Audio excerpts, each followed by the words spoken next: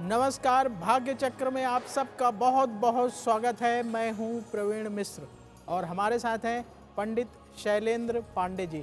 पंडित जी, आपका भाग्य चक्र में बहुत बहुत स्वागत है। नमस्कार।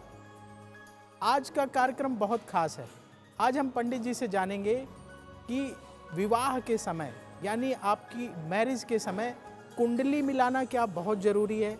अगर आपने कुंडली मिलवा ली है तो इसका वैवाहिक जीवन में लाभ होगा, क्या वैवाहिक जीवन सफल रहेगा, इस पर चर्चा करेंगे। आज हम चर्चा कर रहे हैं कि कुंडली मिलान कितना महत्वपूर्ण माना जाता है मैरिज के समय। पंडित जी, जब भी शादी की बात होती है, चाहे लड़की के घर वाले हों या लड़के के घर वाले हों, सब कुंडली मिलाना पहले ज़रूरी समझते हैं, प्राथमिकता देते हैं। पहले कुंडली मिल जाए, इसके बाद आगे बात होगी।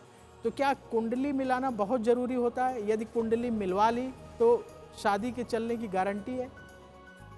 प्रवीण जी, देखिए, जब बात वैवाहिक ज्योतिष की होती है, मैरिटल एस्ट्रोलॉजी की होती है, तो विवाह में सबसे महत्वपूर्ण चीज होती है कुंडली का मिलान करना।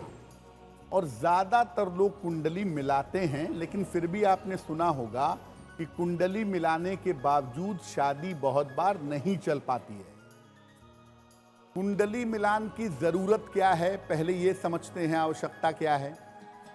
देखिए, कुंडली इसलिए मिलाते हैं कि लड़के और लड़की के बीच में प्रेम और तालमेल अच्छा बना रहे, क्योंकि कोई भी वैवाहिक जीवन अच्छे तालमेल से चलेगा। दूसरा, दोनों मिल करके जीवन में आगे बढ़ें और उन्हें कम से कम संघर्ष करना पड़े।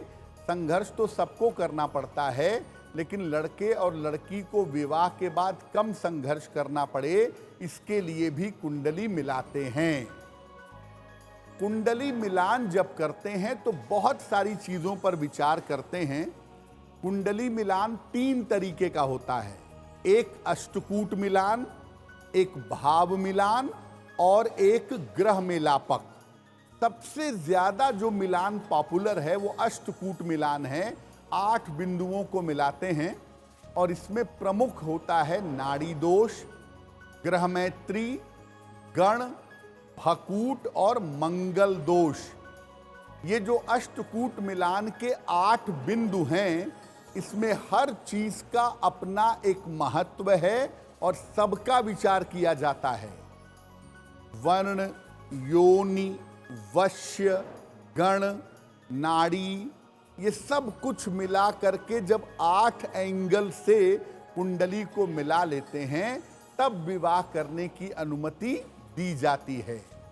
तो जैसा मैंने पहले भी कहा कि कुंडली मिलान के 3 तरीके हैं, अष्टकूट मिलान, भाव मेलापक और ग्रह मेलापक। लेकिन जो ज्यादा पॉपुलर है वो अष्टकूट मिलान है, जिसमें 36 गुण के अंदर हम गुणों को मिला करके देखते हैं और उसके आधार पे शादी करने या ना करने का फैसला लेते हैं। आज हम चर्चा कर रहे हैं कि शादी के समय कुंडली का मिलाना कितना जरूरी होता है, कुंडली मिलान कितना आवश्यक है। पंडित जी, जब कुंडली मिलान की बात की जाती है तो कुंडली मिलाते मिलाते पंडित जी कह देते हैं कि इसमें जो है नाड़ी दोष है। अच्छा, कुछ लोग ये कहते हैं कि जी हम नाड़ी दोष को नहीं मानते, हमारे समाज में नहीं चलता। तो ये नाड़ी दोष कितना महत्वपूर्ण होता है?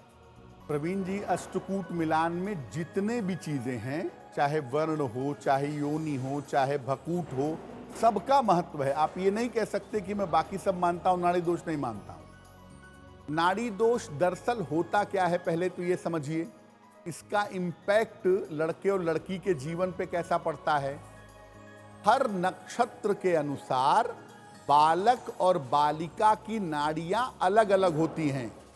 अश्विनी नक्षत्र में नाड़ी अलग होगी, भरणी में अलग, कृत्तिका में अलग। और नाड़ी से हम देखते हैं कि लड़के और लड़की का स्वास्थ्य कैसा होगा विवाह के बाद, और उनको संतान की प्राप्ति होगी या नहीं होगी। अगर लड़के और लड़की की नाड़ी एक हो जाए तो स्वास्थ्य की समस्या हो सकती है और हो सकता है संतान प्राप्ति में भी समस्या पैदा हो। नाड़ी दोष के बारे में आप ये नहीं कह सकते कि मेरे परिवार में नहीं माना जाता है। बहुत सारे लोग ऐसा कहते हैं कि नाड़ी दोष जो है वो ब्राह्मणों में देखा जाता है, बाकी में नहीं देखा जाता है। क्यों नहीं देखा जाता है भाई? देखिए, जिस ब्राह्मण की बात की गई है वो जाति वाला ब्राह्मण नहीं है, वर्ण वाला ब्राह्मण है। कर्क, वृश्चिक और मीन राशि का वर्ण होता है ब्राह्मण, और वहां पर जब नाड़ी दोष होता है तो वो ज्यादा नकारात्मक होता है। इसीलिए कहा गया कि ब्राह्मणों में नाड़ी दोष की भूमिका ज्यादा होती है। लेकिन वो ब्राह्मण जाति वाला नहीं है, वो राशियों वाला है, वर्ण वाला है। खैर, एक नाड़ी होने पर तभी विवाह कर सकते हैं जब नक्षत्र एक हो और उनके चरण अलग अलग हों। अब मान लिया लड़के लड़की दोनों का नक्षत्र अश्विनी है तो नाड़ी एक हो गई, लेकिन मान लिया लड़के का जन्म हुआ पहले चरण में, लड़की का जन्म हुआ तीसरे चरण में, तो नाड़ी दोष यहां भंग हो जाएगा। ऐसा भी है कि अगर लड़के और लड़की दोनों का बृहस्पति बहुत अच्छा है, 5th हाउस, पंचम भाव बहुत अच्छा है, तो विवाह के बाद संतान में दिक्कत नहीं आएगी। ऐसी स्थिति में भी अगर नाड़ी दोष है तो थोड़ा सा बृहस्पति पर गौर करके आप विवाह कर सकते हैं। एस्ट्रो तक ऐप पर आपको मिलेगा भविष्य से जुड़े हर सवाल का जवाब। डाउनलोड कीजिए एस्ट्रो तक ऐप और चुटकी में जुड़िए इंडिया के बेस्ट एस्ट्रोलॉजर से।